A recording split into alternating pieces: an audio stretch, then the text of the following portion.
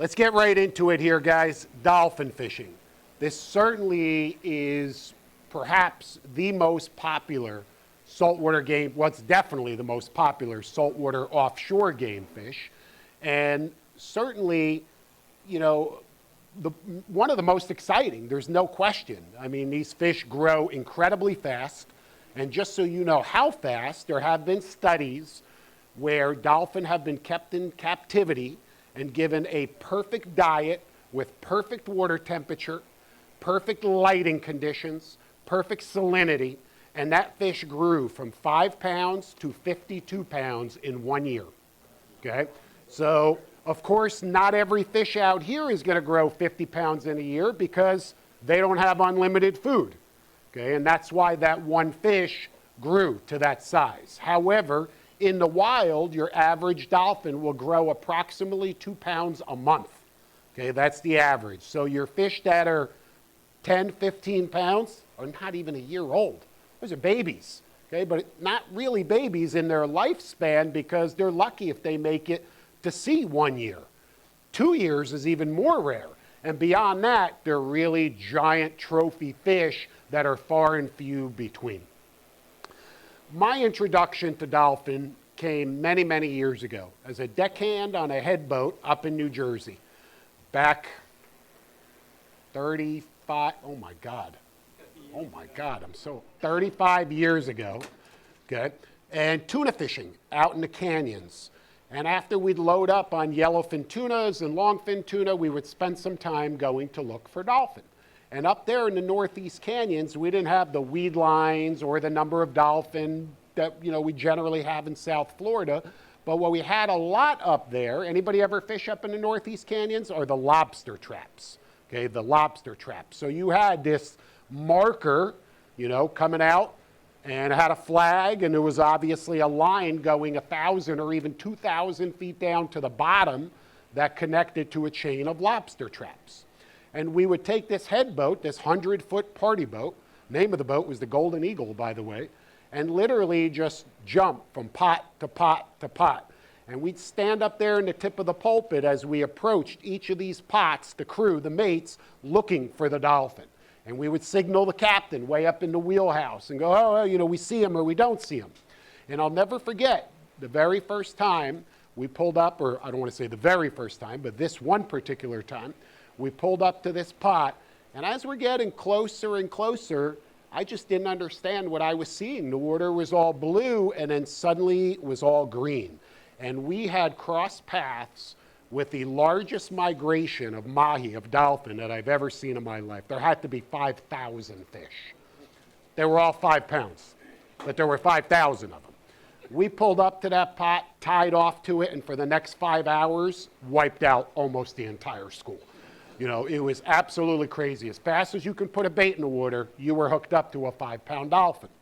Literally thousands of them, barrels of them. It was, looking back now, it was an absolute disgusting slaughter that we should have never done.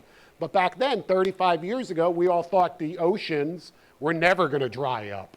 We thought it was okay to kill every fish. It was crazy. Of course, that's not the case today. I've experienced a lot of different dolphin fishing in a lot of different places. Guatemala in the Pacific, out there trolling for sailfish and blue marlin. So many 20 to 30 pound dolphin that literally your arms hurt. That we got to a point where we pull every bait that's in the water that has a hook in it comes out of the water because you're tired of catching 20 and 30 pound dolphin. And we only pull big teasers to tease up the blue marlin that you can then pitch a bait to. Can you imagine that? So many dolphin that you're just tired of catching 20 and 30 pounders. Places in Costa Rica, fishing the Zancudo Lodge out of Golfito Bay, offshore on the humps for blue marlin, sailfish, and suddenly the boat gets surrounded by 30 to 50 pound dolphin. And you're fishing blue runners, and you're throwing a blue runner out, and if that fish doesn't look at least 30 to 40 pounds, you're pulling the blue runner away from it, because you only want to hook the true giants, okay? Unbelievable. And if you fish the Pacific, you know there are no small dolphin out there. I don't know where the 2, 3, 5, 10, 12, 15 pounders are. I have no idea, because it seems that every dolphin out there is at least 20 pounds. And I've seen them up to 70 pounds. So there are some real I've experienced. Then again, I've also experienced some really bad dolphin fishing. Okay? Some of the worst that I've ever experienced in my life. And I know that's probably not what you want to hear, but I'm going to be straight up with you, transparent with you. I fished out of Hillsborough Inlet for 25 years. And every time somebody said, let's go dolphin fishing, I went, oh my God, no, dolphin fishing. I mean, I loved it. We all love it. But it's really such a hit or miss, right? You go out there and you don't want to stop until you see something that's worth fishing. So sometimes, you're passing 200 feet, 400 feet, 600 feet, 800 feet, and you're going until you're on at least the sword grounds. And then you want to keep going beyond that because you still haven't found anything. And then certainly there are days where you'll come across some fish and, you'll catch some. There's no question. We've all caught dolphin here. But there's a lot of days where you just can't find them, okay? And you strike out, and there's no plan B. It's not like, what am I going to do now? Okay, you've invested all this time, money, energy, everything into catching these dolphin that you just can't find. So it certainly can be very challenging, and I've experienced it all. I now live down in Marathon in the Florida Keys. And before I go on with this seminar, I have one more question. Who wants to catch more dolphin? Okay. If you didn't raise your hand, I don't know why you're here, but we all want to catch more dolphin, right? Go home, pack your bags, sell your house, move to the Keys. I'm telling you that right now. Okay. Honestly, I'm going to tell you that right now. The difference between there and here is not this. It's this. It's night and day. It is absolutely ridiculous of what that difference is, the volume of dolphin that you're going to find in the Keys versus here. It's a completely different fishery.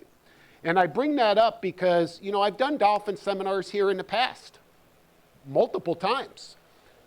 What we're going to talk about today is different.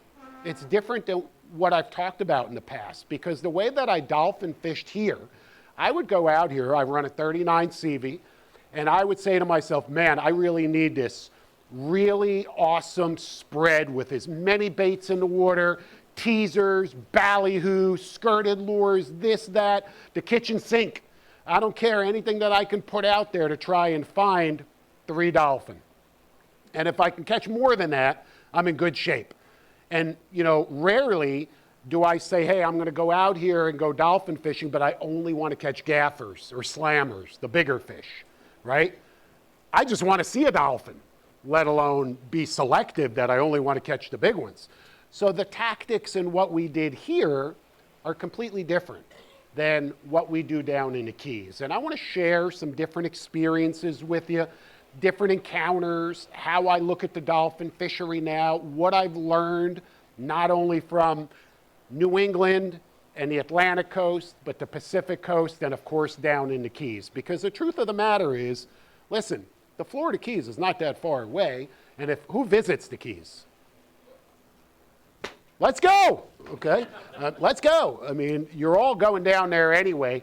So we're going to talk a lot about that too, because I'm going to tell you that your odds of being a successful dolphin fisherman are much greater down there, like I said, than they are here. So, back in the day, I used to think about these fish, and I didn't really think a lot about the fish themselves. Maybe I should have thought more about them, but, we know it's a fast-growing fish. Dolphins spawn continuously. Millions, hundreds of millions of eggs from every female through her lifespan. And do you know what that one dolphin is trying to do? She is trying to duplicate herself. One. So a cow dolphin may lay 100 million eggs in the hopes that one survives to replace herself. And even though those numbers seem drastic, think about it. If every female dolphin, or if every dolphin duplicated itself by 2, 1 turns into 2, 2 turns into 4, 4 turns into 8. You could follow it up from there, and the oceans would be teeming with dolphin. They'd be overflowing with dolphin. There would be so many of them. But we know that isn't the case. They're constantly on the move. Dolphin live for 2 reasons: to eat and to make babies. That's pretty much their only purpose in life, to eat and make babies. And they're always moving. You know, dolphin rarely sit in one spot overnight. There's been a lot of tagging studies. There's a dolphin tagging program currently, in play right now. You could all be involved and tag dolphin. I've done it myself. It's a lot of fun, very rewarding. Okay. And, it's proven that these fish swim in a giant circle in the Atlantic Ocean. Right now, they're going this way. They're migrating north. And they're going to go around the Sargasso Sea in the North Atlantic. They're going to come way down the other side, below the Bahamas, and come up the Caribbean. Okay, in between the Bahamas and, for example, Puerto Rico and the Dominican Republic, and come back up the coast here. Now, of course, they're going to smash right into the Florida Keys before they come up here. And I assure you that 99% of the fishermen who are fishing on the ocean side in the Florida Keys, guess what they're targeting? Dolphin. So that fish has to make it by all of those anglers. And then he's got to make it by all of the anglers in Miami area, of which there's a lot and growing rapidly. And of course, he has to survive predation by other fish. And what's the number 1 fish that eats dolphin? Dolphin. Dolphin, that's why. Remember when I said earlier, I said, in the Pacific, you never seem to see 5-pound dolphin. They all seem to be 50 pounds or, big fish. Because a 5-pounder is too scared to swim around with 25-pounders. They'll eat them. They'll eat them. Dolphin love to eat little baby dolphin. So, they've got to make it past all the other dolphin, sharks, swordfish, billfish in general. Wahoo eat juvenile dolphin. I don't think there's a game fish out there that doesn't eat dolphin. It's crazy. And of course, like I said, the bigger dolphin eat the smaller dolphin. But they'll smash into the Keys area, and then they'll work their way up the line. Now, down there in the Keys, we tend to have a lot of sargassum weed. The same, of course, sargassum weed that you have here, but much, much more. I remember plenty of days here where you'd run offshore and never find any grass at all. You're struggling to find anything that you wish you could call a weed line. Okay, there's 3 pieces. Ooh, I found a weed line. That's not a weed line. Come down there off of Isle Morada, I'll show you a weed line. There's so much grass down there, it's ridiculous. Right now, there's too much grass. I can't even wahoo fish along the edge because there's just too much grass and your lures get fouled up. So nevertheless, over the years, I've really started to think a lot more about these fish. I went to the University of Miami where they're doing these farming programs, fish farming, and the dolphin is a game fish that they want to farm. So they're doing all of these studies. And initially the idea was to take a dolphin and grow it for a year. And that's why they did that study, to see how large they can get a dolphin. And they realized to feed a fish nonstop would just be too expensive. The amount of money that it would yield at the end of the cycle wouldn't be worth what it cost you to get it to that level. The profit margin just wouldn't work. So they said, okay, well, maybe we don't need to get the fish to be 50 pounds. Maybe we only need to get the fish to be 20 pounds. And then the numbers started to make a little bit more sense. And then somebody said, well, wait a minute, they grow so fast, maybe we only need them to get to be 10 pounds before we harvest them out of the farm. And then somebody said, no, I got a better idea. Let's make the fish 2 pounds. Okay, let's make it small, where out of each fish you get 2 portions. You get 2 fillets that are each 1 portion. And they did the numbers and the math and some experiments. And when all of this was said and done, they realized that the most efficient means of fish farming dolphin is to grow countless numbers of dolphin, literally millions, if not hundreds of millions of them, this big, like sardines, this big. And to take those fish that are literally 4 inches and to make all of these fish byproducts from these small little dolphin. That's what would make the most financial sense. May it be ground fish for pet food, for animal feed. You order a pizza with anchovies? Not anymore. Say, hey, I'd like a large pie with mahi. Okay? And they're going to replace the anchovies with little dolphin. You go to the supermarket and the little can of, anchovies is going to be dolphin. Don't laugh. That's going to happen one day in the near future. But nevertheless, I learned as much as I could about them, and it really is an incredibly fascinating fish. They spawn at night, not during the day. They spend most of their time, obviously, toward the surface, but they'll swim down well over 800 feet. So you're talking about a fish that has the ability to be caught right on the surface and has the ability to feed 800 feet below the surface. Because they're a schooling fish, they have to be aggressive, right? Because they can't be selective, because if they don't eat that meal, he will, she will, he will. So they have to eat almost anything you put in front of them. Now, you may be saying to yourself, well, that's not true, Mike, because there have been 100 times when I've seen a whole bunch of dolphin around the boat, and I put stuff in the water in front of them. I threw everything that I could, life jackets, everything short of a stick of dynamite, and they wouldn't eat it. Am I right? Okay. Well, of course, that's because those fish have been pressured. They've been beat on by, you're not the first guy who came across those dolphin and said, hey, woohoo, the skies opened up and God gave me a gift. No, trust me, those fish have been beat up. They're under a lot of pressure. In addition to that, they may have been feeding overnight, and even though they constantly feed, they certainly can be selective. We've all seen that. Dolphin can be very, very picky, very picky. And as they get older, as they get bigger, those large schools tend to break up. And eventually they get into this, I don't want to call it a rhythm, I'll call it a pack mentality, where you have one bull dolphin. He's the Mac Daddy, and he's got his harem of cows. Okay, so it's very common to catch a bull dolphin and 2 or 3 cows. Very rare to see 2 big bull dolphins side by side. Very, very rare. Okay, because most of them, like I said, are going to be the cows next to that one bull. They're territorial, believe it or not. Okay? So a fascinating fish, but also somewhat of a relatively easy fish to catch when it comes to offshore game fish. And that's why they're the most popular. Okay, it's hard to catch blue marlin. There's not as many of them. It's hard to catch wahoo. You got to put in a lot of time, effort, energy, gas, and it's a hit or miss. It's hard to catch, all of these billfish and, yellowfin tunas. You got to go over to the Bahamas from here. Sure, every now and then somebody catches one here, but it's rare. Blackfin tunas, of course, are common this time of the year. Even the bigger ones, in the spring. But the dolphin, there's really 365 days a year you can go out there and catch a dolphin. Certainly the spring and the summer is peak season. And for example, down in the Keys, May 1st, it's like somebody flicked a light switch. And suddenly every single guy that fishes in the Keys has switched from reef fishing or wreck fishing or any other fishing to go dolphin fishing.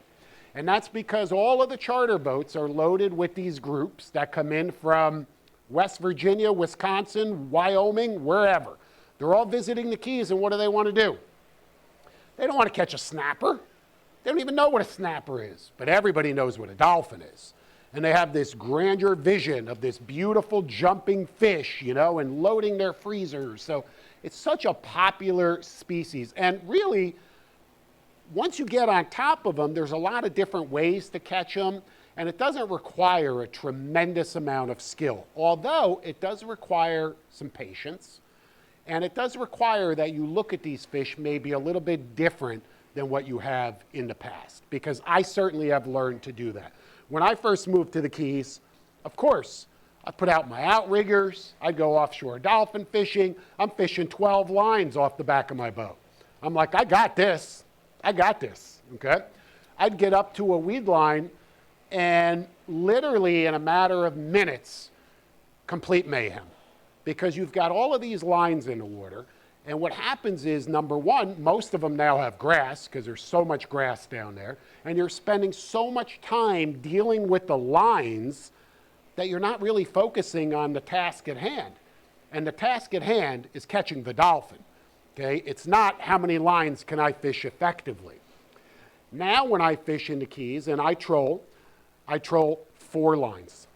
4. And you don't need to troll more than 4 lines. Oftentimes we troll 2, and I'm going to explain the different scenarios to you when we do that. If I'm going dolphin fishing tomorrow morning, okay, I'm going to be ready.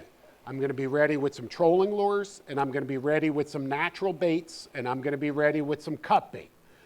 Do you absolutely need live bait? No, you do not, okay? Is it nice to have a live well full of live pilchards? Of course it is, because sometimes when those dolphin are very finicky, they've been beat up, it's flat calm, the water's crystal clear, and while you think that fish can't see your 20 or 30 pound leader, you're mistaken. We know it from footage from underwater cameras. 30-pound fluorocarbon underwater in the crystal clear offshore Gulf Stream. Looks like somebody took a black Sharpie. I'm like, what is that? And I'm like, oh my God, that's my line. It is that prevalent and prominent underwater, even fluorocarbon. Mono is even worse. So these fish can see incredibly well, and they can see things that you cannot. Okay, they can see things that you can't. So you need to remember that as well. So nevertheless, we know that dolphin are a schooling fish, and if we're looking for quantity, because we're going to talk about 2 different things here. We're going to talk about quantity, and then we're going to talk about quality. Because first, we all want to catch as many dolphin as we can. We're anglers. We want to go out there, we put in the time, the energy, the money, the effort. We want to have a good time, and oftentimes, action is the definition of a good time. Is that with women or with fish? Or, sorry about that. No. So, we want to catch as many as we possibly can, right? So it's about quantity. Well, we know that these fish are schooling, but I want to be able to really be as efficient as I possibly can. So the first thing that I'm going to do is potentially put out a trolling spread of, like I said, no more than 4 lines. Very simple. Trust me when I tell you, if you come across a school of dolphin, if you have 12 baits in the water, and they're very likely 12 different things, okay? Different sizes, different shapes, different colors, different, you may have some ballyhoo, you may have some chuggers, and you're going too fast for the ballyhoo to swim properly, but you're going too slow for the chuggers to swim properly because you have the naked ballyhoo. You just have way too much going on. Well, I know for a fact that one of dolphins' favorite food that they cannot resist is squid, okay? Dolphin love squid. It's their primary forage. They eat more squid than anything else. So in my mind, I say to myself, well, if I want to catch dolphin, and if I want to coerce dolphin into biting my baits, I'm going to fish something that looks like a squid, okay? I'm not going to fish a giant lure that is potentially 8 to 12 inches, something that you would fish in the canyons or in the Pacific, okay?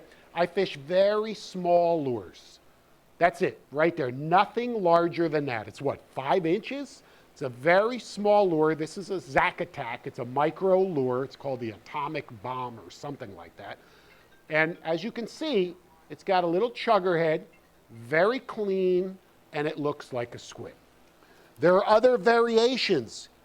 Here's another one. And by the way, just these black things are Dubrow, leader, and lure keepers. It's just a neat way to organize your lures. But the point of the matter is I'm showing you the lure.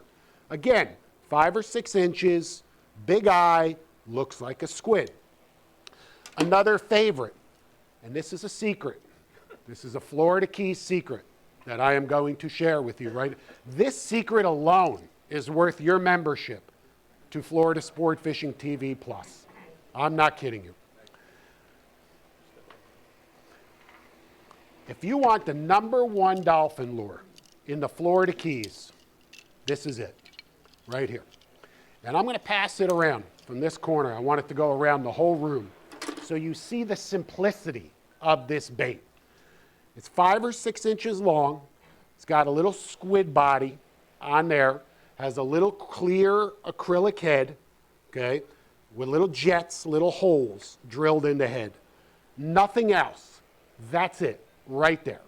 Okay, I've got it rigged on a piece of 150-pound Momoy extra hard leader material, 4 or 5 feet long, nothing more than that. A little swivel right on the top, crimped on a little 50-pound ball-bearing swivel. That is it, a VMC forged long shank hook right there, a 9.0 VMC forged long shank hook. That's the entirety of the rig. And all of these other lures that I just showed you are mimics of this lure. In other words, they're just good replacements if you don't have this. If you go down to the Florida Keys, there's a very small number of tackle shops, including Marathon Bait and Tackle, that sell this particular lure in this color. I promise you that if there are any dolphin within 500 yards of your boat, they're going to eat this lure. It's literally that good. And I know that I'm building it up, but again, I'm being honest with you. It's somehow the shape and style of that head creates some sort of encapsulating bubble around that lure. It's hard to even put into words. I've never seen any other lure do this. And you put it in the water and it's literally completely covered in what appears to be an air bubble. And then it'll come up and breathe, smoke will come off the back, it'll dive, it'll come back up. What's so neat about this lure is you can put it, there you go. By the way, okay. What's so neat about that lure is you can put it anywhere in the trolling spread. Forget the days of, oh my God, am I in the 3rd wave or my 5th wave? Hey, where am I? Huh? No, put it back there. Put it back there. Put 2 of them way back there. Put 1 shorter. I don't care where you put them. The dolphin are going to jump on them. It's practically weedless. It's a very easy lure to pull. You pull it at 8 to 10 miles an hour, fast. You're covering a lot of ground, and I promise you, you are going to be successful. Will it work here? I don't know. I've never pulled it here, but I don't know why it wouldn't. It's a great lure. It's a great dolphin lure, and if it works there and the fish jump all over it, certainly it should work here as well. Here's another somewhat variation, a little feather, something we've all been pulling forever for dolphin, and it works. But again, point, looks like a squid, looks like a small little squid. Don't go crazy trying to reinvent the wheel. The damn things eat squid, feed them squid. That's it, okay, period. Keep it simple, okay, keep it simple. Fish 4 lines. Okay, not because I only want to catch 4 fish at a time. I'm only trying to catch 1 fish at a time, right? Certainly it's nice to double up. Oh, you get one on, then you get another one on. Of course that's exciting, and that's going to happen with the 4 too. But that's not my logic. That's not what I'm trying to do. You see, I'm trying to pull the wool over their eyes. I'm trying to bait and switch these fish. My goal is not to spend a day trolling and pulling these baits and dealing with grass and this and that. My goal is to go out there, get in an area where I am convinced there are dolphin. Okay, I'm convinced. I'm not just going to stop the boat and start trolling. I don't care where you are. Here, there, up there. You got to fish where you believe there are fish. There has to be something that's going to hold those fish there. May it be floating debris. Floating debris could be sargassum weed. Floating debris could be pallets, right? The epitome of, hey, I found a pallet. Anybody ever roll up on a pallet offshore? Okay. I'm going to tell you a quick little pallet story. In the beginning, when people used to say to me, dude, just look for pallets. Oh, I'm sorry, what? Pallets. Why in the world would there be a pallet that is probably in the back of this warehouse floating around out there? There's no way there's pallets out there. Sure as shit, there's pallets out there. Okay, I promise you, they're out there. I have no idea where they're originally coming from. Off of freighters, cruise ship, I don't know. You know, off of land somewhere, maybe somebody tried to build a raft from it, all sorts of things. But there are pallets out there. You want to know how many dolphin I've caught on pallets? Not very many. I'm not going to lie to you. Every time I roll up on a pallet, You know what's on it? Triple tail and jacks. Okay, and there's a couple triple tail laying sideways underneath it, and I can't help but kill them too. But nevertheless, I never seem to have a lot of luck on pallets. Okay? However, I believe that's because the pallet only goes down in the water about this much. You need something that really sticks down in the water. I would rather find a styrofoam float with a 10-foot rope hanging down. And if that rope has growth on it, there's going to be dolphin on it. There's going to be dolphin. The deeper something is in the water, the more likely that you're going to find dolphin around that piece of debris. Okay?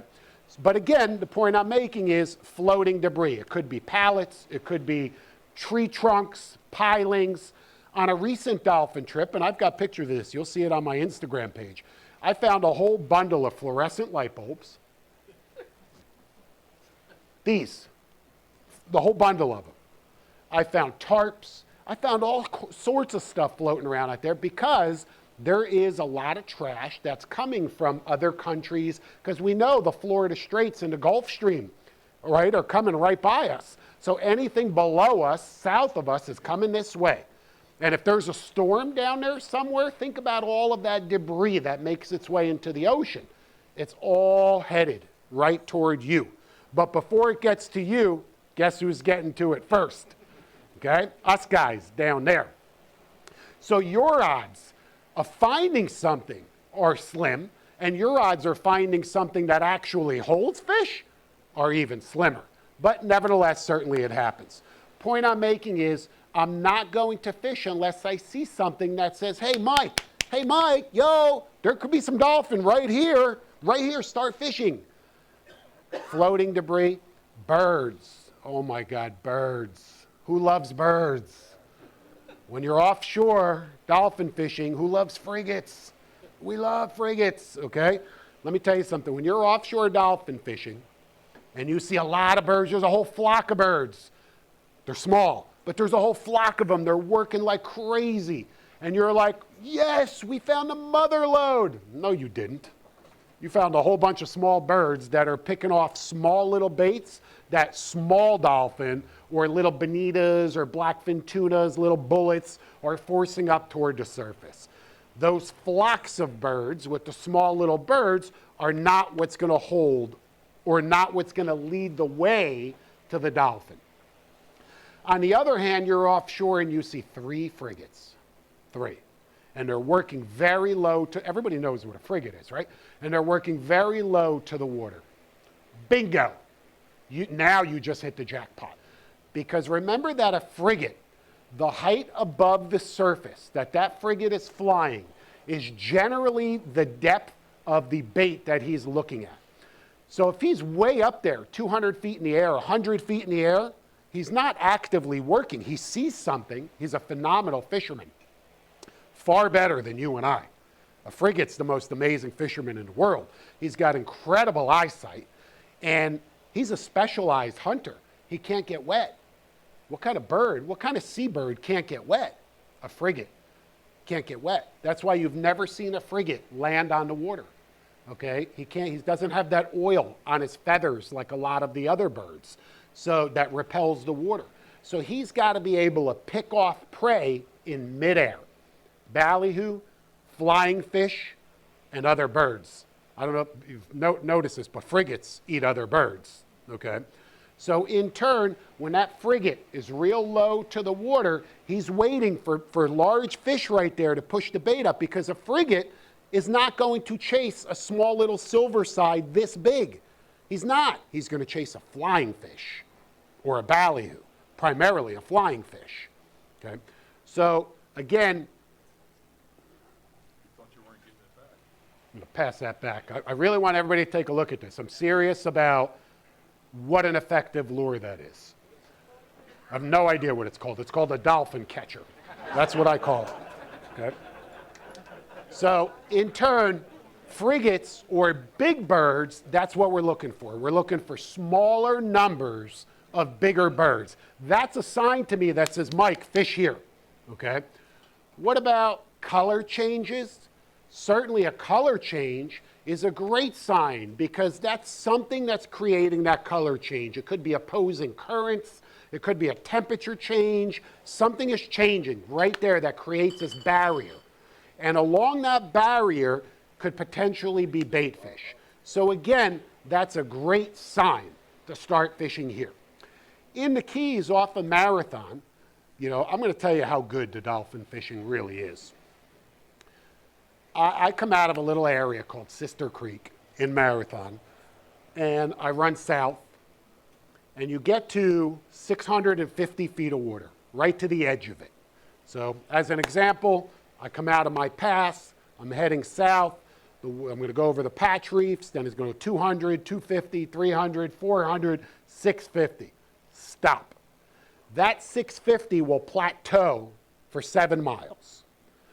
I will not fish until I'm on that side of the plateau, which is approximately 13 to 15 miles, depending on where you are in the Keys.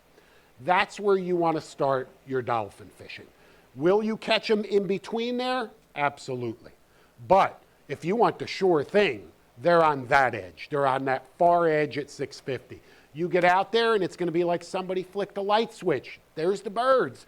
You know, I've got a Furuno TZ Touch Network. It's got bird mode. I turn it on, I push a button, 3 miles away. I'm like, oop, there they are. Okay? Really, really nice feature. If you don't have that, that's okay. But there's something that you absolutely are going to need. Amen, brothers and sisters. Binoculars, okay? The most vital tool that you can have when you're dolphin fishing. Keep your eyes glued, and if multiple people on the boat can have their face in a pair of binoculars, it's even more, you know, useful, more beneficial. You've got to find the birds. That's what we're looking for. That's how we find dolphin. We don't look for dolphin. We're not running around and looking on our sounder going, oh, there they are. Anybody ever read dolphin on their machine and go, stop, here they are? We don't do it that way, right? It doesn't work like that. We look for something up there or over there or way out there. What is that way out there? Something that tells us this is where the dolphin are going to be. So remember that. If all you do is just, and again, here or there, if all you do is just run out there and you're drinking beers and you're not paying attention to everything that's going on around you, what do you think is going to happen? Not much. So the more you put into it, the more you're going to get out of it. Once I find that neon sign that says, Mike, fish right here, this is where they're at. And again, I'm not starting to look until I'm on that 650 line. And now I start to look and I see some grass, whatever it is, now I start to fish. We take 4 lures. The one that I'm passing around, the dolphin killer catcher thing, or anything else that's similar to it. 4 to 6 inches, small, mimics a squid.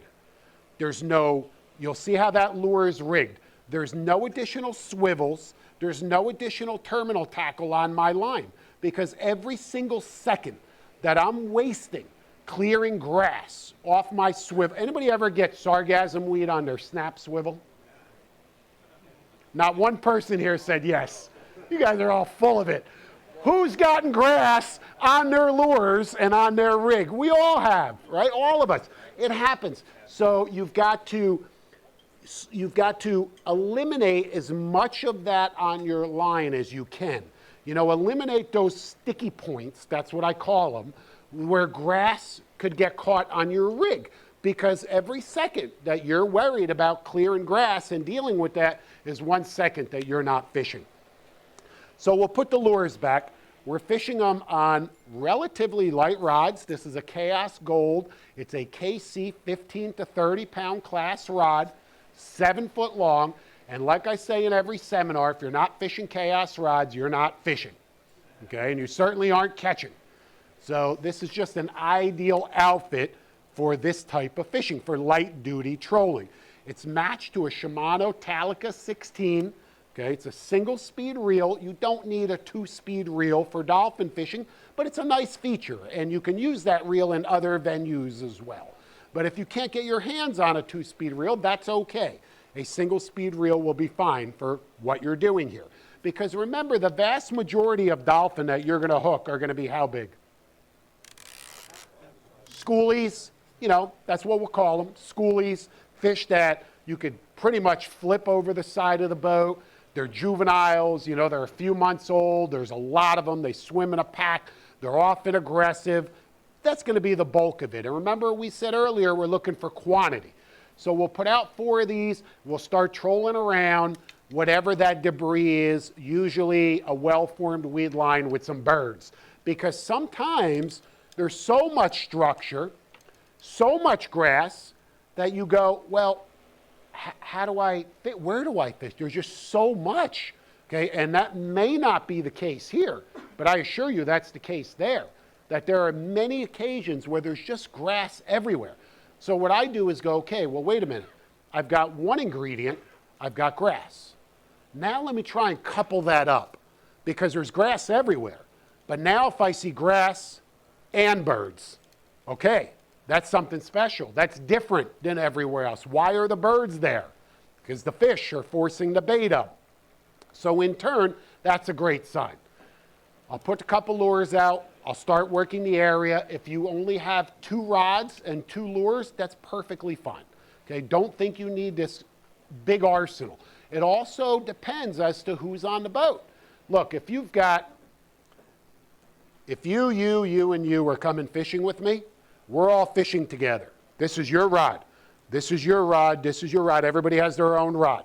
In 1 second, I could say, okay, guys, let those out. Bring yours in. We've got a whole team working together efficiently, like a NASCAR pit crew, right? We could really be efficient together. It's not 4 people sitting down and Mike doing all the work. Not with me. You come fishing with me, we're fishing together as a team. So if I've got people on the boat that are qualified anglers and they're into it and they're fishing, you can fish more rods because it's easier. But if you only have 1 person and yourself, it might be easier to only fish 2 instead of 4. Needless to say, we're going to get a fish on. I know we're going to get a fish on. It's not if, it's when. It could be 5 seconds, 5 minutes, or an hour and 5 minutes, but at some point, we're going to hook up because there's just that many dolphin down there. Some days are better than other days. Some days they're bigger than other days, but they're there, okay? They're there. So we get one on.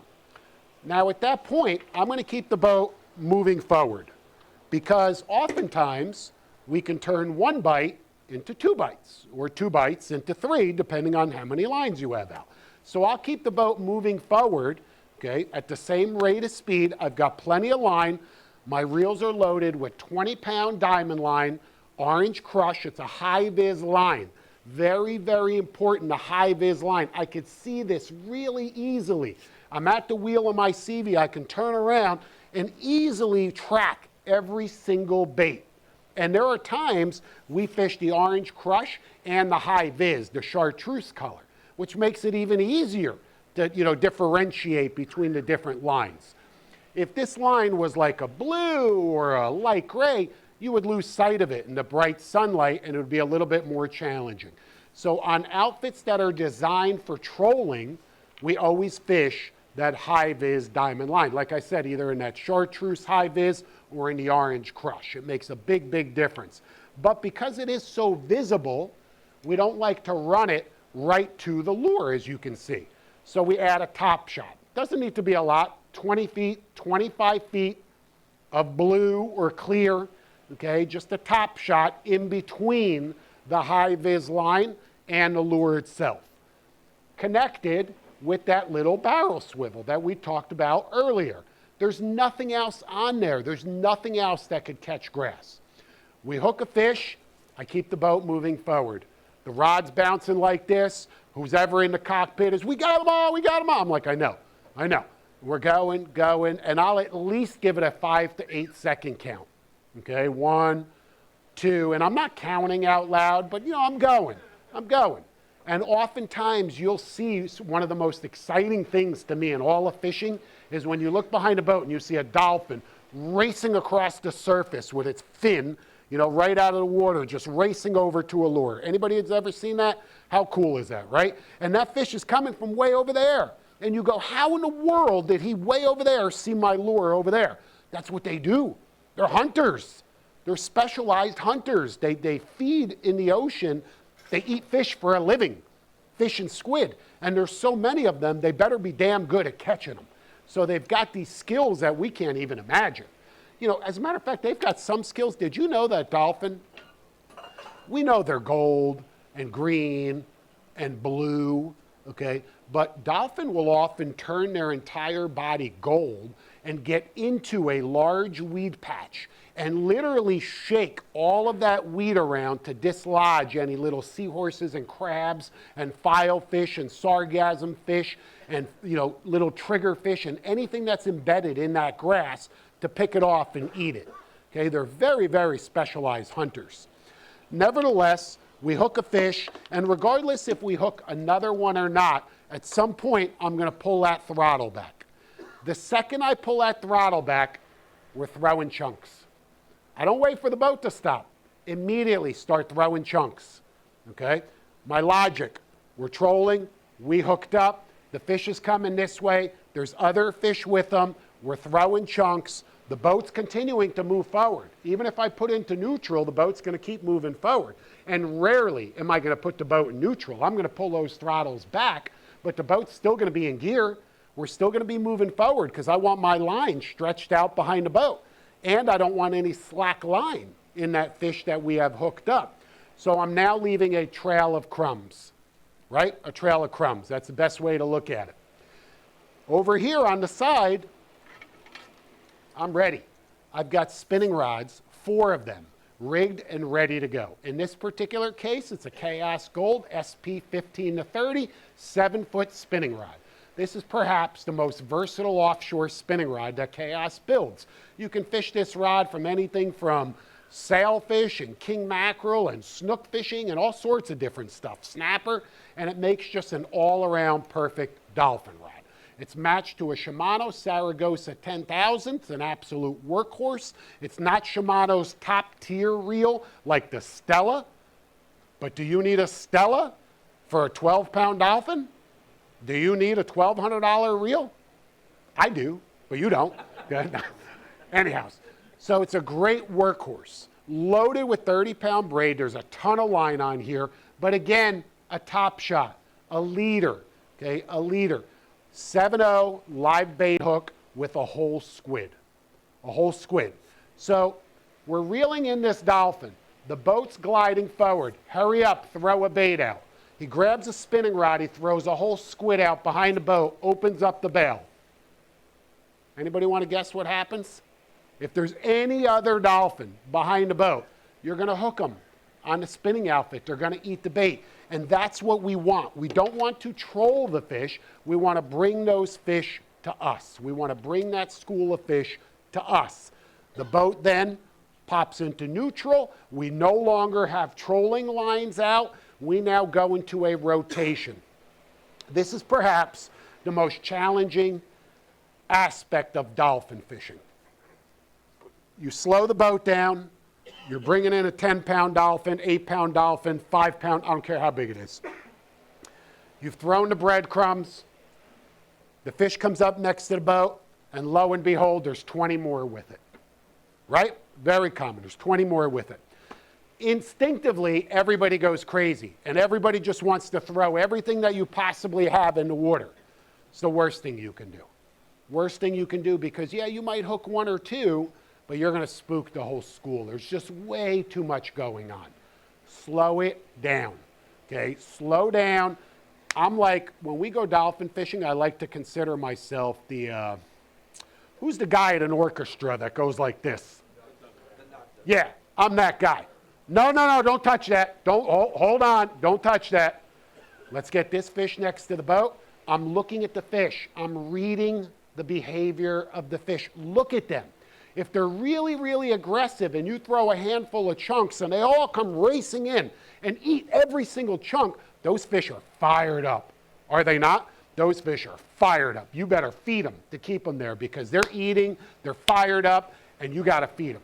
On the other hand, sometimes you'll throw chunks in the water and they're just like looking at it. Or they'll swim up to it. Maybe one will pick one off. And if you keep throwing bait in the water, you're absolutely going to overfeed them. Okay, and you're going to spook them. Slow it down. Read the fish. Read the behavior. You've got 1 hook. Once that fish gets close to the boat, take a spinning rod, one, put a piece of bait on it, throw it out, hook another one. Guy walks up the side. The first fish, get him in the boat. There's one fish on over here. He now goes into rotation, another spinning rod. And you have 4 spinners rigged and ready, and you just go into a rotation and you kill every one of those dolphins. Okay? That's what happens if you take your time, read the situation, and react accordingly. Now understand, I use the word kill every dolphin. That's probably a little cruel. Catch a handful of dolphin. The rules and the regulations. Right now, Florida state waters, you are allowed to keep how many dolphin? 5. Excuse my language, but this is the biggest crock of shit I've ever seen the FWC do in my entire life. People want to save dolphin, and they say, hey, this is out of hand. We don't need to keep 10 dolphin per person. And you don't. You don't. There is not one person in this room who can honestly tell me that you need to keep 10 dolphin each. You don't. That's too much fish. You're not going to eat that much fish. Dolphin is plain. Unless you give it some kind of really good seasoning, it's just plain. You know, it's a great eating fish. You can cook it so many different ways. They're a lot of fun to catch, but I don't need to keep 10 of them, especially if they're, you know, of any quality, of any size. It's just too many, and especially a 60 boat limit. 60 dolphin. The charter boats in the Keys, especially this one group, it's called two conchs. Anybody ever hear of two conchs? Okay. I'm not a fan. I'm not a fan because they seem to believe that the more fish that they kill, the better that they are. And they were coming back with literally 60 dolphin every trip because there's that many of them out there. It's just way too many. The family from Wyoming doesn't need 60 dolphin, okay? So anyhow, people complained, the state, and people here too, because from this area north, everybody is complaining that the dolphin fishing is not what it used to be. Is that right? Right? It's not what it used to be. So the state of Florida stepped in and said, okay, we're going to reduce the regulations. We're no longer going from 10 fish a person. We're making it 5 fish a person. Hey, that's nice. That's a really good idea. How many dolphin are caught in state waters? 0.01%. That's right, 0.01%. The actual number is 0.3% or 0.03. In other words, 3% of all of the dolphin that are caught in state waters. The federal regulations, do you know how many dolphin you're allowed to keep?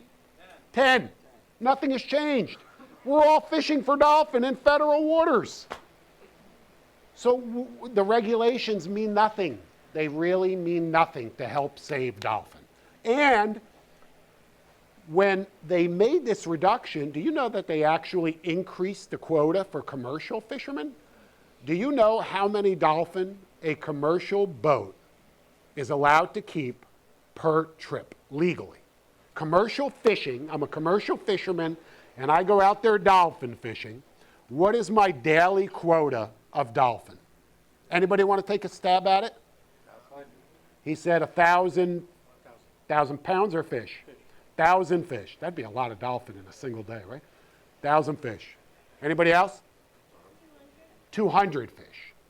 There's no limit. If I'm a commercial guy, I can go out there and kill as many damn dolphin as I want. Okay? As many as I want. But you can only keep 10, which is still way too many, in my opinion. But there's got to be a balance there somewhere, and clearly there's no balance when it comes to the dolphin fishing. And I don't know if that's because they, realize that dolphin grow so fast, okay, and that they reproduce so fast, but it's clear that the dolphin fishing here is not what it used to be. There's no question, okay? Down there, it's probably better than it ever than it ever was. I don't know how it could be any better. But here, it's not what it used to be. Nevertheless, the school of dolphin comes around the boat. We read the fish. We start feeding them. We're ready. We already have cut chunks. And keep in mind, I don't want you to think you got to have a 5-gallon bucket of cut bait every time you go out. They sell those 5-pound boxes of silver sides. Those are great to tease the dolphin, to keep them interested. They sell the 5-pound boxes of the small squid that we use for deep dropping and all that stuff. Those are great. They love those. Throw a handful of those. So you can buy a couple 5-pound boxes and never have to cut a single bait. Just thaw them out, have them ready, have something ready to throw when these dolphins show up next to the boat. If you have live bait, certainly that's a huge advantage, but not necessary. You can do this with the dead bait. Slow it down, go into rotation, pick off the fish one at a time. Always keep one in the water. That keeps the other fish interested. That's not a secret. Everybody knows, to do that, okay? When we go dolphin fishing and that scenario unfolds, which is every day down there, now it's not about catching dolphin. We're not about catching as many dolphin. Now it's about catching dolphin the way that you want to catch them. And for me, there's no more exciting method to catch a dolphin than with a popper. Okay, popper fishing for dolphin is really, really fun. I don't care if it's 5-pound dolphin. Okay, they just come racing in on that popper. They're jumping all over it.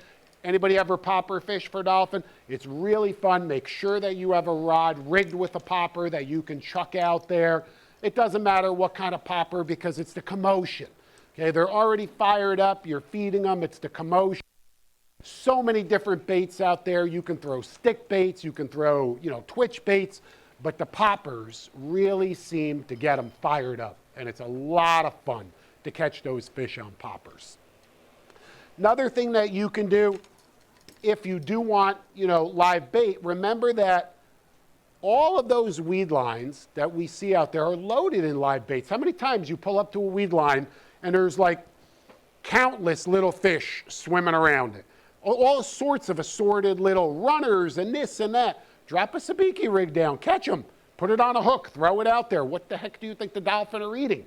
They're out there eating that stuff, okay? And if you put a hook in one of them and it's wounded and it's easy prey, they're gonna jump all over it. So you have a live bait source right at your fingertips at any time, offshore on those weed lines. Nevertheless, after we've had fun with all of those schoolies, and again, I have to stress, look, where I'm at in the Keys, that's how it unfolds every day. Where you are here, I'm not saying you can do that same thing because obviously you're not running offshore every day and running into huge schools of dolphin. If you are, please come up here and tell us all where you're doing that because we know how challenging it can be here, okay? For me, though, I've reached a point where I don't want to catch those smaller fish. I want to catch the bigger fish. I want to catch the fish that are considered gaffers or slammers, the quality fish, the bigger ones. But that's an art in itself because those bigger fish are much smarter than the smaller fish. And they could be much more selective because the bigger fish are not swimming around with 50 of their own kind that are trying to pick off their baits, okay? So they really can be much more selective. And it's rare where you're going to fool a 50-pound dolphin on that, okay? On a piece of plastic. It's very rare where you're going to fool a 50-pound dolphin on that. However, a whole squid, and I don't mean one of those little 4-inch squid that we were just talking about. I mean like a swordfish squid, or at the very least a deep drop squid, a big squid. Man, they just can't resist those things. The only other option is ballyhoo, a fresh ballyhoo. And I can tell you in the Keys, and even here, you can go out to those buoys off the pier in 25 feet of water, anchor up, put a chum bag in, and you're going to catch ballyhoo. You can throw a cast net on them. You can catch them with a small little gold hook, or the easiest thing in the world is this net called the ballyhoop. Anybody ever hear of the ballyhoop? Yep. People, it works. You got a cure. Okay, what's that? You got a cure, I'm going. Yeah, it works, okay? I think he said if you have current, yes. Which he's right, because the way the ballyhoop works, if you have no current, it just sits there. Now they have a float that holds it up vertically. Point I'm making is there are tools out there for everyone to catch ballyhoo. At the very least, buy them. Okay, buy them. All of the ballyhoo that you buy, from Bionic Bait and some of these other companies, they're all caught in the Keys. They catch them today. They put them in big brine tanks. They ship them up here overnight. Tomorrow morning, they rig them, brine them, vacuum seal them, package them. within a matter of days, they're in that bait freezer. It's as close to fresh as there is, but it isn't fresh. And of course, you've got to pay for it. Whereas catching them yourself really puts the freshest bait in your hands. And if you want to fool the biggest dolphin, you better fish the freshest bait. What we do with the ballyhoo, we break the beak off, the fish is thawed, the bait fish is thawed. Using my thumb and my finger, I'm going to turn that bait upside down, and I'm going to squeeze out all of his intestines. And all of his intestines are going to exit through the exit hole of the bait. That's what we'll call it. And it's all this green gooey stuff. Okay, that's what the ballyhoo was eating. They eat algae, that kind of stuff. And then I have this little tool that is this little metal, what looks like a spring, a spiral on the end, and we stick it back up in the exit hole, and we turn it and pull out all of his intestines. Because even though you got all of that poop out, there's still intestines in his belly. And you need to get all of that out in order to get that ballyhoo to swim properly. Then break the ballyhoo's back, wiggle it, break his back, break his beak off. You now have a ballyhoo that literally will swim like it's alive. You come across any larger dolphin or picky dolphin, just stick that ballyhoo on a short shank hook right here, throw them out there, you control it, you can reel it, you can twitch it, you can pop it on the surface, they're going to eat it. Okay, so those are really the two natural baits that we're going to fish are going to be the squid and the ballyhoo. Getting back to it. On the trolling aspect, before I get into the larger dolphin and the gaffers and the slammers, we talked about trolling, we talked about mimicking the squid with these little chuggers, various little baits, the one that's going around somewhere, I'm hoping I'll see it one day soon, okay, or anything that looks just like it. Another option, okay, is to mimic another one of the ballyhoo's primary forage, which is flying fish. Flying fish. What does that look like? I mean, if that's not an absolute ringer, dead giveaway for a flying fish, it's incredible. This is from a company called Islamorada Flyers. They come in a couple sizes, rigged and unrigged. You take the ballyhoo, you slide it over a ballyhoo. You now have a ballyhoo protruding from here, which gives it the appearance of literally having a flying fish in your hands. And the dolphin love them. They love them. It's such an easy bait to fish.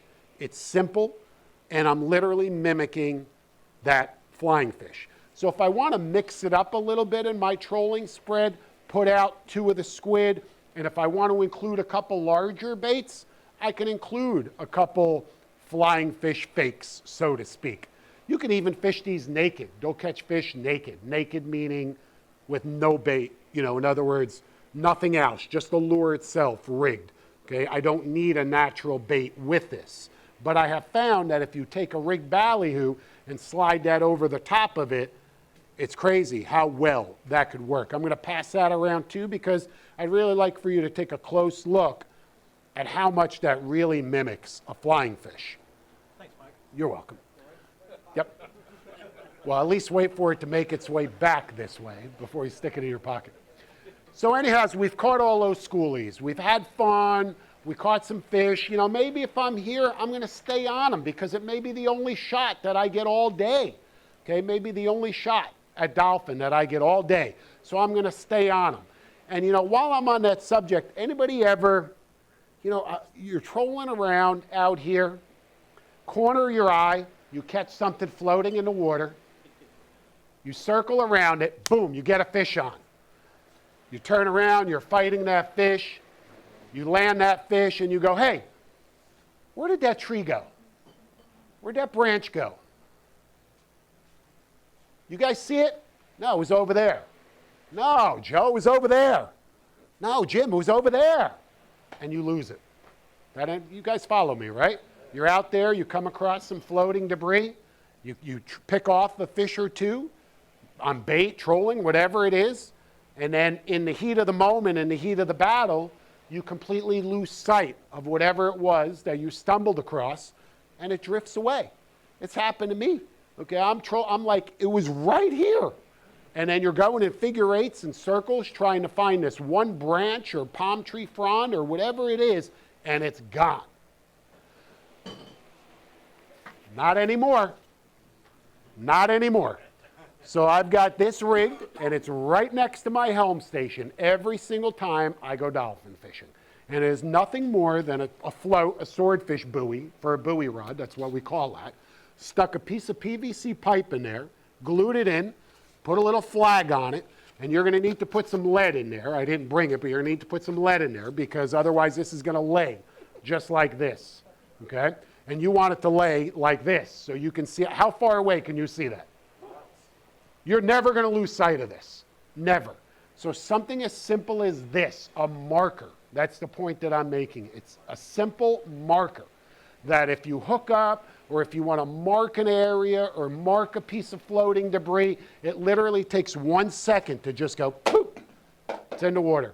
And it's now floating. I can go off and do whatever I want. And it might not be right next to the tree, but it's drifting in exactly the same direction at approximately the same speed. So at least I know it's over there, because it's very easy to get disoriented when you're offshore and think that what you saw over there is now over there. That's very easy. And by the time you go over there, the Gulf Stream current's running at 3 to 5 knots. Suddenly, when you go to backtrack over there, it's way over there. And it's just too easy to lose something. So something as simple, like I said, as a marker, is going to make a big difference. Getting back to it, we've caught our small fish. Gosh, I've had enough of them. These 5-pounders, 7-pounders, flippers, you know, whatever you want to call them. First of all, they destroy the boat. Okay? You want to talk about getting blood in places that I never even knew you could get blood in on a boat? Just go dolphin fishing, right? And you get into a dolphin, frenzy. And when we get into that rotation, I'm going to tell you what we do as the guy coordinating, orchestrating everything. Because usually I'm taking out guests on VIP trips or whatever it may be, and not everybody is as seasoned or as experienced. So I'm the guy who's watching the fish, feeding the fish and keep them interested with the chunks, instructing everybody, bring that fish up. I try to unhook them with a pair of pliers. If I can't get that hook out easily, I quickly snip it, and I have another box of hooks right there, and I tie another hook on. But the fish, boop, right on the deck. Next one, boop, right on the deck. I'm not worried about the 8 or 10 fish flopping around on the deck. I'm worried about all of these other fish, and I'm focused on making sure everybody does the right thing and that we get these fish in the boat. 5 minutes later, we'll put all of these on ice. I don't need to stop every time I put a fish in the boat and go, okay, hold on, let's get this guy on ice, let's rinse off. I have saltwater washdown, okay? We all do. So don't worry about getting the fish on ice, worry about catching the fish, and then get them on ice. Once the bite has calmed down, maybe the fish have shied off a little bit, maybe you just simply caught them all. And then there are certainly times where you'll catch a bunch, lockjaw. They literally will just shut off. And no matter what you put in front of them, they won't eat it. And there's so many times where I went, they see the line, and then I went, look, and I would take a handful of chunks, throw the chunks, they'll swim up to the chunk, and they won't eat it. So it's not that they're not eating because they see the line. They're not eating because they shut off, okay? For whatever reason, one of them said to everyone else, hey, we all better stop eating because Joe, Frank, and Sammy are gone. All right, so we better just stop eating, okay? I don't know where they went, but stop eating. And that's what happens. Now, maybe if you had a live pilchard or a live ballyhoo, you can get another one to eat. I don't know. But there's going to be times where they shut off. Nevertheless, like I said, it's now time to go look for some bigger fish. And that means sacrificing. That means making that sacrifice of saying, hey, I know that there's schoolies here. It's very likely that there's schoolies here. There's a lot of birds working, but I don't want to catch those schoolies because you stop on them, and that could be an hour, 2 hours, whatever, that you're wasting with these small little 5 to 8 pound, 5 pound, 3 pound, whatever, these little flippers that you're flipping over the side of the boat. So you have to be willing to sacrifice that and to go look for what might potentially be an area that holds bigger fish. Like I said, the frigates, less birds, okay? And in those scenarios, whenever I come across a frigate that I'm convinced he's following Dolphin, okay? He's up there, there's one, there's two, there's three, there's not a lot, but I'm watching him. And I'm like, man, he's looking, he's seeing something. You could tell the way that they're acting, the way that they're looking. You've got to be able to read the birds too. Okay, not all birds are flying the same. You've got to be able to identify what that bird is doing. And if he really seems interested in a particular area and staring into the water, he sees something. Very likely larger dolphin, and he's waiting for those dolphin to push that bait up toward the surface where he can then swoop down and pick that bait out above the surface, because remember, he can't get wet. In that case, I'm going to put out 2 rods, 2, with whole squid or ballyhoo, one or the other, depending what I have on the boat, or one of each sometimes. Rigging a ballyhoo nowadays could not be any easier than it's ever been before. You can buy ballyhoo that are pre-rigged, certainly, obviously frozen, like we talked about before, or you can rig your own ballyhoo in a number of different ways. But I have found the easiest way to rig a ballyhoo is with a spring, okay, with a rigging spring. And I'm going to explain to you how this works. You can purchase this already pre-rigged. Blue Water Candy, I believe, is a company that sells these pre-rigged. I'm probably certain they're on the shelf here somewhere in some variation. Has a single J-hook. Right above the J-hook is a small little egg sinker, 1/2 ounce, okay, right there, crimped on. And there's a little piece, you can probably, hopefully, make out the little piece of plastic of orange that's on the top of that wire, okay, right there. The only reason that little piece of orange is there is so I don't keep pricking my finger with it, okay? That's the only reason that's there. We can hear, gone, okay? Now I take that ballyhoo and I prepare it the exact same way that we talked about earlier. We squeeze out all of its stomach contents. We then go back in the exit hole with our tools and pull out all of his intestines. We break his back, we wiggle him and break his back. We break his beak off. Very simple. You can do it literally in a matter of seconds. The hook is inserted behind the gill plate. You have to determine where it's going to exit that bait because you want that hook to be straight and in line with the ballyhoo.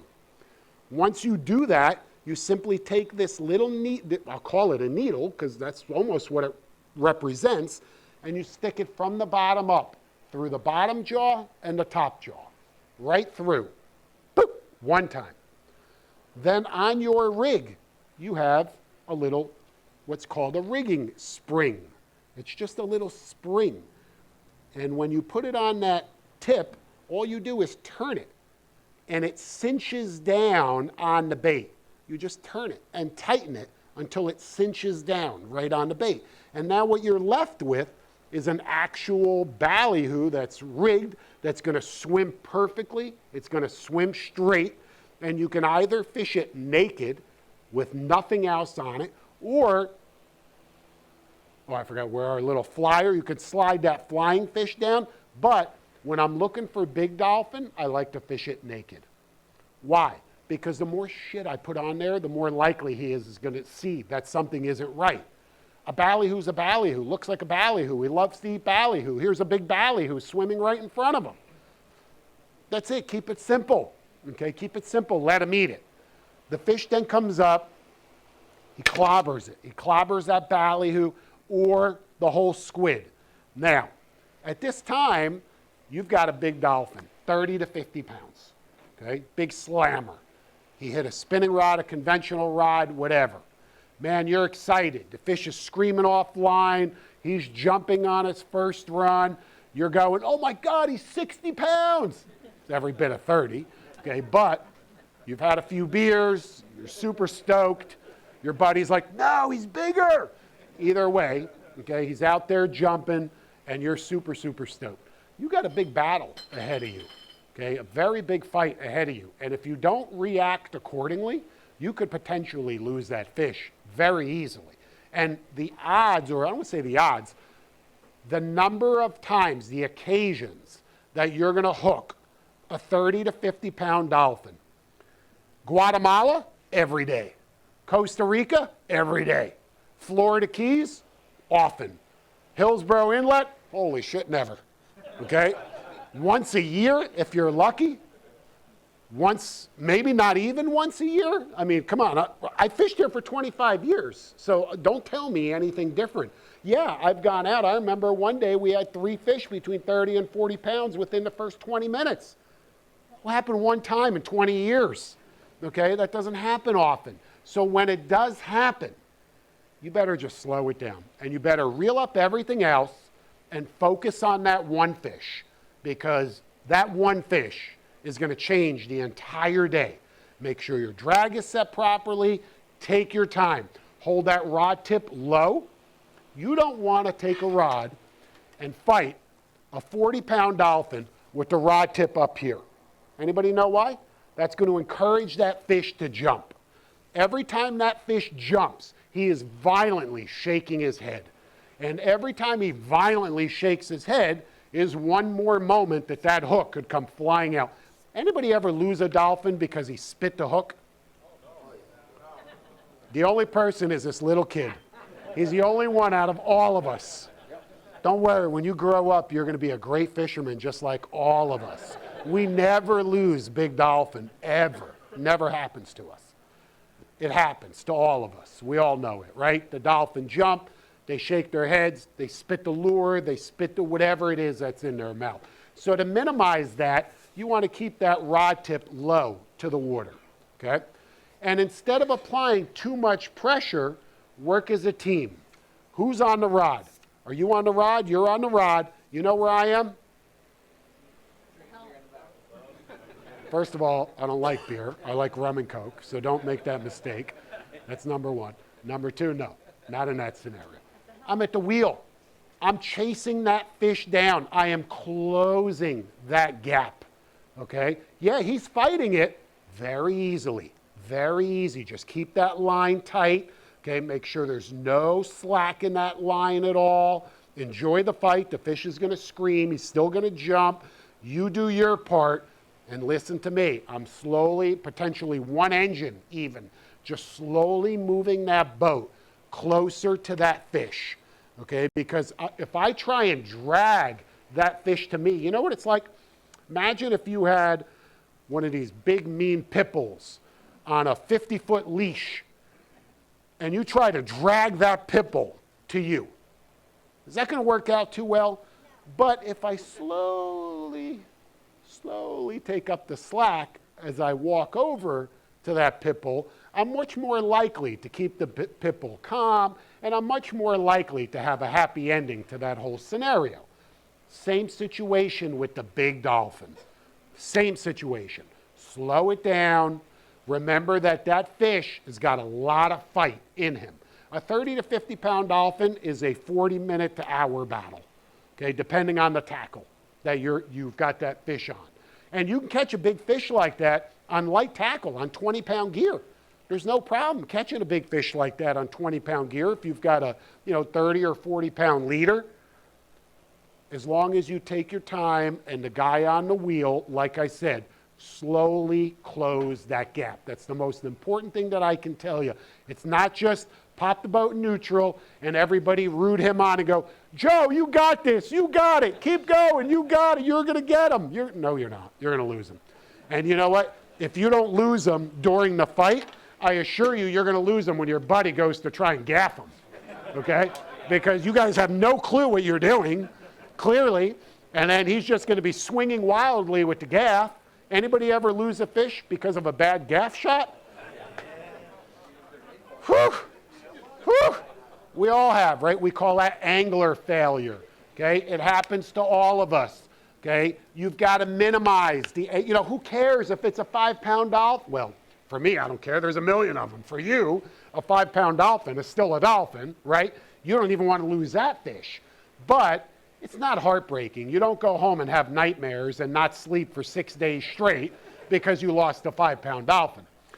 I'm going to tell you a quick story about the largest dolphin that I've ever seen with my own eyes, that I've been part of almost catching. Okay? Almost catching. This was a trip to Panama, and we fished an area called Hannibal Bank. I'm not sure if you've ever heard about that. It's about 50 miles off the coast of Panama, in between these giant mountains that come out of the water. So scenic. I'm like, where's Godzilla? Is he going to be up here somewhere?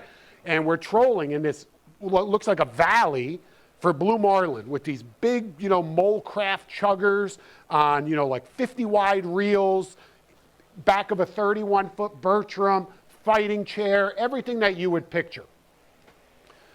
Got my daughter with me. At the time, I think she's 13.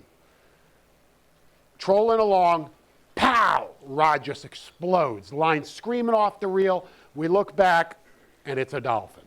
But not a dolphin, and not a big dolphin. It is King Kong of dolphins. I've never even knew dolphin got this big.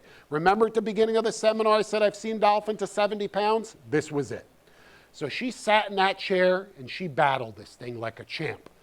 It was very hard for me not to fight this fish. But it was this is a special fish. A giant dolphin that big is a once-in-a-lifetime fish. And even if I'm not the one reeling on it, I'm still part of it. It's my daughter. I want her to experience this. So she's fighting this thing out of the fighting chair, and we're getting close. This thing looks like it's going to have a positive outcome. And, now we're seeing it closer. It's jumping, and it's absolutely unbelievable to me how big this dolphin is. So we're maybe, 10 feet from the fish. And the mate reaches over, and he grabs a gaff. You guys know those hand gaffs that you put your hand on, and the hook is right here? And he reaches over. Felipe, what in the hell are you doing? Where's the gaff? This is the gaff. Because they marlin fish. They don't gaff fish. They're fishing for marlin and billfish that they release. So every now and then they catch a dolphin, and they have this hand gaff. And already I'm going, oh my God. Oh my God. So now she's in the chair. The fish is up next to the boat. He grabs the line, and he's literally trying to pull the fish to him so he can reach out with this little hand gaff. Half the fish is out of the water. Its head, I can't even explain how big this thing is. And I'm like screaming, no! But I can understand why he's doing it, because he can't reach the water with this little hand gaff. So he's literally trying to pull his fish up. The fish shakes its head. The lure goes, whoop, and the dolphin goes, whoop.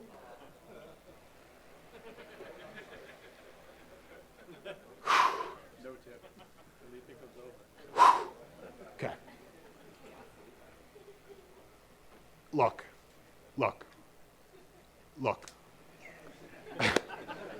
I just got to tell you this. It's very, very rare that you're out there and you hook a fish of a lifetime. But if you're not ready for that fish of a lifetime, when that fish of a lifetime crosses paths with you, you're going to miss an opportunity that you'll never have again. Never in my life have I seen a dolphin anywhere near that big ever again, and I likely will never. And if I ever do, it's likely never going to be on my line. I'm aware of that. A 70-pound dolphin is a 1 in 200 million, or whatever those numbers are. Be ready when you go out here, and I don't only mean dolphin fishing. Be ready when you go wahoo fishing. People have caught wahoo here over 100 pounds. You guys recently see that wahoo that was 132 pounds? Oh my God. Incredible. Nevertheless, when your chance comes at a giant fish like that, you better be ready. You better slow it down. You better think about what you're doing, strategize. Don't let angler failure with the hand gaff or tackle failure because it was a bad knot or a bad crimp or a bad drag or any one of those scenarios enter the equation when that one opportunity. Because what I just told you is a fish story. But I would rather be standing here holding up a mount of a 70-pound dolphin. They can't even make me a mount of a 70-pound dolphin because they don't have that mount. Okay? They'd have to reinvent it just for me. It was that big. Okay? I would have loved to be able to do that. But I didn't because they made a mistake over something that could have easily been avoided. I point that out because when you're closing that gap on that big fish, and to us, 70-pound dolphin may seem out of reach, but 50 certainly isn't. A 50, that's a coveted number, 50. Man, how many people have caught a dolphin? Honestly now, don't tell me it was 50 when he was 38. How many people have officially caught a dolphin over 50 pounds? Look at the numbers. 2. Unless there's somebody else back here, 2. And if you ask me how many I've caught over 50 pounds in the Atlantic, that'd be a big fat 0, okay, because they were all in the Pacific. So I've never had a shot at a fish that large here. But I'm ready for it because it could happen at any day. In the Keys, 50-pounders are like, you want to get somebody excited? 50-pound dolphin? That's like a ham sandwich. You know, that's nothing. It happens so often down there, you know, not every day, but it's common. So make sure that you're ready. Close that gap to that fish. Have a gaff ready. Think about where you are on the boat. If you're up in the bow of a big center console, you're up here, the guy's fighting the fish up here, and you got a 6-foot gaff. Are you going to reach that fish? No, and the fish would have to be right here. You think that big dolphin likes being right next to a 39-foot CV? No, he doesn't know it's a 30. He's like, hey, Mike, what's up? Kill me. No, he just sees this giant thing and instinctively wants to go the other way. So the further that I could reach out to stick that fish, the better off that I am. So make sure you have a lengthy gaff. Gaff the fish, if you can, in the head. A big fish, a big cow, or a big dolphin. I mean, a big bull. Gaff him in the head. But any shot you get, take it. Any shot, because it may be the only shot that you get. The longer that that fish is in the water, the more likely that there's a hole wearing in its face, okay? And the more likely that he's going to shake that hook out. It's just a matter of time. It's a game. That's all it is. It's a game. Are you going to win the game? To win the game, you've got to get the fish in the boat before something fails. A knot, the leader frays and breaks because it's been rubbing on the side of the fish's face. So many different scenarios. Even by doing nothing wrong, monofilament stretches, it's like elastic, right? And retracts. Well, that builds up heat. That in itself builds up heat, especially in fluorocarbons. You ever fight a fish for a long time and then you bring it up and the leader, which started as clear, is suddenly milky white, right? The whole leader is like milky white, okay? That's because of the heat that was built up in the line and it created abrasion. So it's just a matter of time before it fails. And you've got to close that gap and land that fish before that happens, okay? Look, I'm telling you, there's perhaps no more exciting fish than the dolphin. We all know that. And certainly the most prominent, the most common of all game fish, not only up and down the entire Atlantic seaboard, the Gulf of Mexico, the Pacific coast, they're everywhere, the Caribbean. Okay, I've been to Jamaica and caught dolphin. Okay, at least I think that's what it was. Some of you will get that later. That's it. Anyhow, they're everywhere, okay, throughout the Bahamas, and people love catching them. You can't help but love catching them. But next time you go out dolphin fishing, just slow it down a little bit and think about what you're doing. And while you want to go out there and instinctively put out a lot of lines and so, you know, all of this fancy stuff and shiny and pizzazz and, you know, I like to call it, somebody gave me a great word. They fished with me one day and they're like, you know, we fish way too much schmeckla. I said, you fish what? He says, way too much schmeckla. And I'm like, what in the heck is schmeckla? Schmeckla is all that stuff that you're all fishing with, the feathers and this and the colors and the flash. There's just, sometimes it's too much. You got to keep it simple. You got to keep it streamlined. You have to understand that sometimes no matter what you do, you're not going to fool those dolphin, even if you scale it down, because you better be ready with different class leader material, because sometimes going from 40 to 30 to 20 is what's required to get those fish to eat. There's no question. 7.0 live bait hooks to 5.0 live bait hooks is important. The entire arsenal, going from a relatively heavy spinning rod, 30-pound braid, 40-pound leader, This is rigged and ready because the fish are next to the boat, they're hungry, they're aggressive, they're eating. We could easily catch them. On the other hand, there's times we might just have to scale it down to a 20-pound outfit with 20-pound leader material, regardless if it's a hook or a popper on here. Just an all-around lighter presentation. So be ready to change it up. The bait that we talked about earlier, you don't need a lot of live bait, but you better be ready with some cut bait. Okay, either cut bait that you cut yourself, either bonita chunks or any of the other options that we talked about, and you better be ready with some hook baits, okay, just in case those dolphin come by. And lastly, I also want to mention who sword fishes, daytime sword fishing, okay, handful of people. When you're out there daytime sword fishing, you better put a couple flat lines out for dolphin because you're in dolphin territory. Who deep drop fishes? Okay, even more people for, here, rosies and tilefish and goldens. We never deep drop fish without two flat lines out because we're in dolphin territory, regardless if we're, in the Keys or here. Here, I would say 40 to 50% of the trips that we had flat lines out while we were deep dropping, we encountered dolphin at some point throughout the day. Maybe one, maybe a whole school, but at some point throughout the day, we had an encounter with dolphin. In the Keys, when you're deep dropping, if you have two flat lines out, that number goes from 40 to 50% to 90 to 95%. Because again, you're right in that zone and there's simply more fish there. There's simply more fish there. That's the bottom line. You can't, I don't care what you picked up from this seminar here. I don't care what tips, tactics, techniques, what you think. Look, the bottom line is you can't catch fish that aren't there. I don't care how good you try. I don't care if you're in a $12 million, 90-foot Merritt, okay, built right here in Pompano, and you go out here dolphin fishing with all of the best tackle, all Chaos rods and Shimano reels and the best stuff. If the fish aren't there, you're not going to catch them. So you are in an area that's challenging, but there is opportunity. We all know that. There are some fish here. We catch dolphin when we're kite fishing. Kite fishing for king mackerel or sailfish, we'll encounter dolphin. That's always exciting. We'll encounter dolphin when we're pulling strip baits on the edge of the reef for, king mackerel and wahoo. There are times you'll encounter dolphin.